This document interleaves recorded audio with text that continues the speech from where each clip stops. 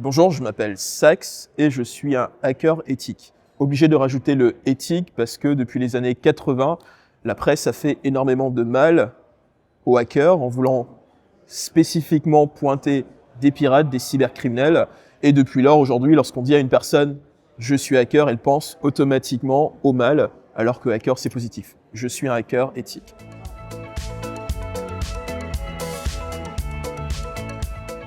J'ai plusieurs anecdotes de l'année, mais il y en a une qui, moi, me fait toujours autant triper. Et d'ailleurs, je pense que cette anecdote-là, elle serait même digne d'un film hollywoodien, voire même d'une série sur Netflix. C'est la cyberattaque qu'a subie Uber. Cette cyberattaque, elle se déroule en 3 temps. Le premier temps, il y a des cybercriminels qui achètent une liste de couples, ce qu'on appelle des identifiants, donc le nom d'identifiant et le mot de passe sur le dark web.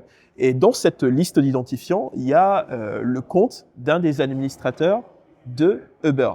Quand même, Uber, ils ont bien fait les choses, grosse entreprise. Et donc, quand ils veulent se connecter derrière, il y a ce fameux code qu'ils n'ont pas.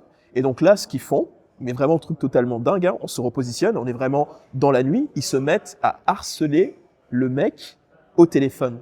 Et in fine, ils lui disent, si tu veux qu'on te laisse tranquille, si tu ne veux plus du tout que ton téléphone sonne, donne-nous le code. Et devine quoi?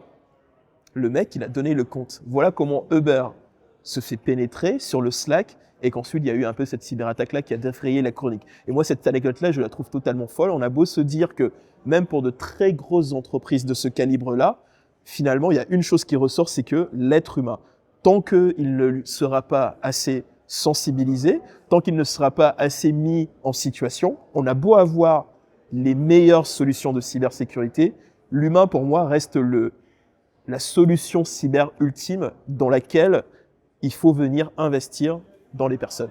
Donc ce sera mon anecdote de l'année.